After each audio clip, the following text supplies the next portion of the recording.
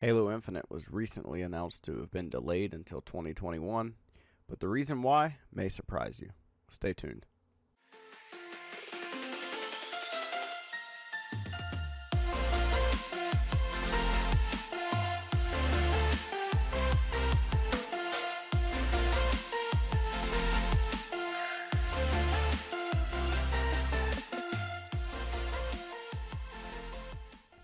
Hey, what's up, guys? Welcome back to Robey's Tech Tidbits for your daily tech news. Go ahead and like, comment, and subscribe if you do like the content, and stay tuned for more. Alright, so first off today, NVIDIA and AMD released the drivers for Microsoft's Flight Simulator, the new game that's kind of a retake on the original, with a lot better graphics that everybody's been raving about. So, they put out their new drivers. With those drivers, also came some performance tweaks for AMD for Total War, Mortal Shell, and the new Marvel's Avengers Open Beta. And for NVIDIA, a number of fixes for Shadow of the Tomb Raider, Death Stranding, Path of Exile, Sonic and All-Stars Racing Transformed, Forza Motorsport 7. Apparently there was an issue that caused the game to start to stutter after a few laps of racing, so good thing that that's fixed. Zonji Jing Ji Chang got a fix as well, and there's several games that were randomly freezing for a few seconds during gameplay, including Assassin's Creed Origins, PlanetSide 2, Assassin's Creed 3, Assassin's Creed Odyssey, and Assassin's Creed Syndicate. So they've got all that stuff fixed with NVIDIA, so that's good, on top of the main update for Microsoft's Flight Simulator. I haven't fully decided yet if I want to get Flight Simulator. I mean, it does look kind of cool, but I can't see myself playing it a lot. But I'm considering getting it and doing a walkthrough, so if that's something you guys would be interested in, let me know down in the comments below, and I'll possibly be doing a walkthrough video for the Flight Simulator.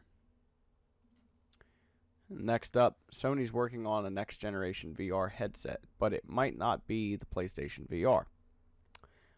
So it's looking like a job listing was posted by Sony recently, and they're hiring a team to create next generation VR head mounted display.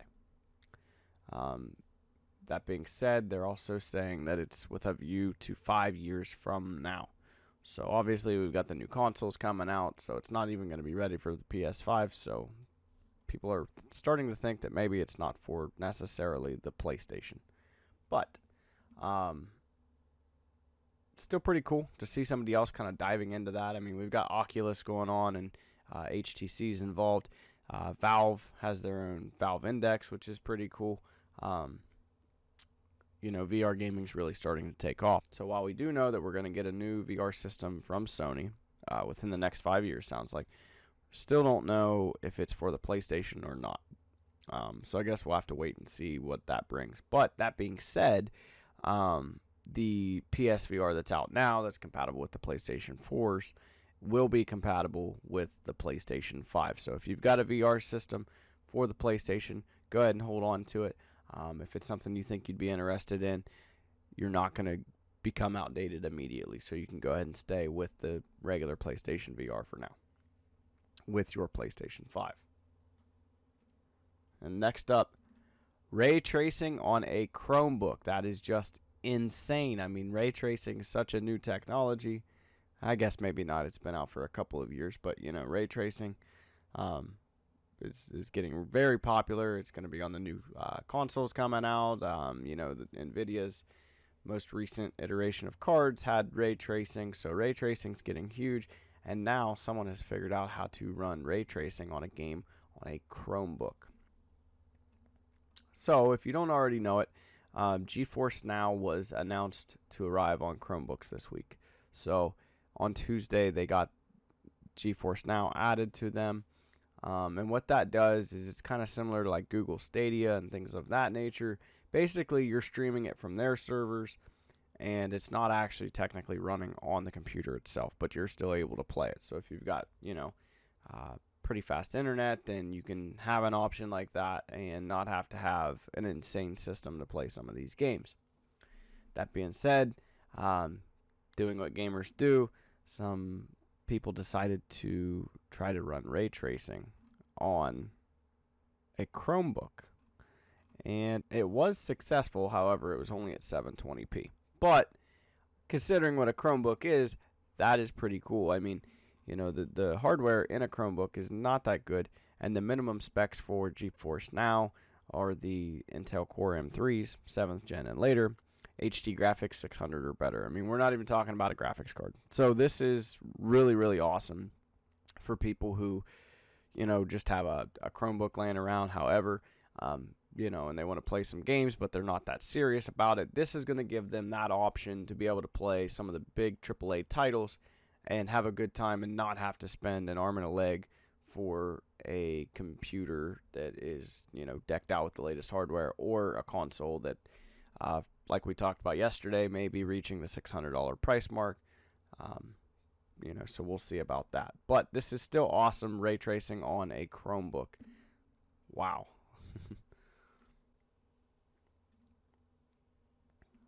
And next up, NVIDIA's RTX 3090 could come with a ridiculously high price tag, according to Tech Radar. A new rumor is suggesting that NVIDIA's upcoming flagship graphics card, which some are calling the RTX 3090, again, we've talked about that, that may not be the name, but they're saying that it might cost $2,000. Can you imagine that? $2,000 for a graphics card. I mean, I know that they get expensive and you've got the Titans and stuff, but man, $2,000 for a graphics card? And that's not even a custom card. That's just a 3090 from NVIDIA.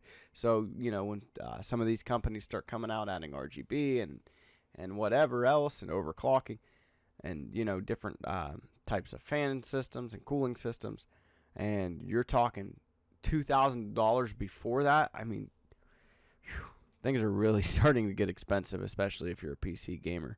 You know, not everybody's going to get a 3090 though. It's not going to be right for everybody. You know, the RTX 2000 series cards are still good cards, and they will be good cards for years to come. So that's still cool.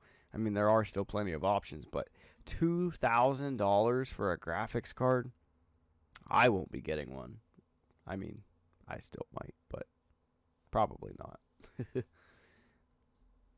And next up, Halo Infinite, the big topic of the day. Halo Infinite was recently announced to have been delayed until next year.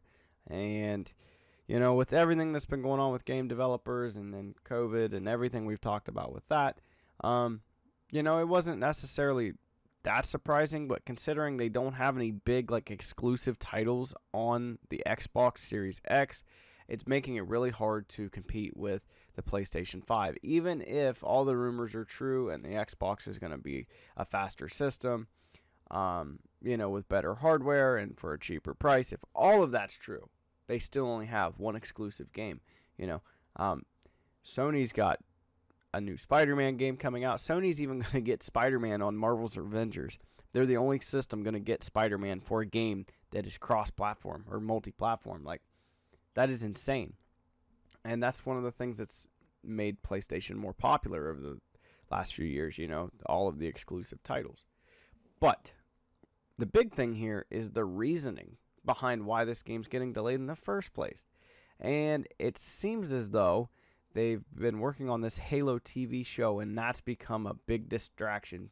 And they're dedicating their resources more towards a TV show than the actual game itself, that got them to the point where they could make a TV show about it in the first place. I mean, I guess I kind of understand they're trying to, you know, expand on it and do more things with it. But there's a console launch this year, you know, and that's the big title. And now users are going to get this system, and they're not going to be able to play that game until next year. So that's a really, really big bummer. And the other thing is that they've been outsourcing to third-party contractors, which isn't uncommon. I mean, it happens all the time with AAA games, but this article from IGN is suggesting that the amount of it has been unusually high. The coordination between the many different companies contributing to Infinite has been rough at best. So this is just a big bummer. I mean, especially for diehard Halo fans, you know, everybody was super excited for this, and this is coming to PC, you know, right off the bat, and here we are. And now it's sounding like we're not going to get Halo Infinite until next year. And they still haven't even given a definite release date on that. So hopefully, that doesn't get delayed any further. But yeah, so Halo Infinite, big bummer. Big bummer. Anyways, that's today's tech news on Robey's Tech Tidbits. Like, comment, subscribe.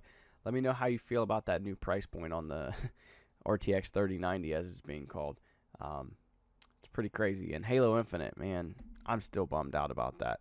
But until next time, we'll talk to you later.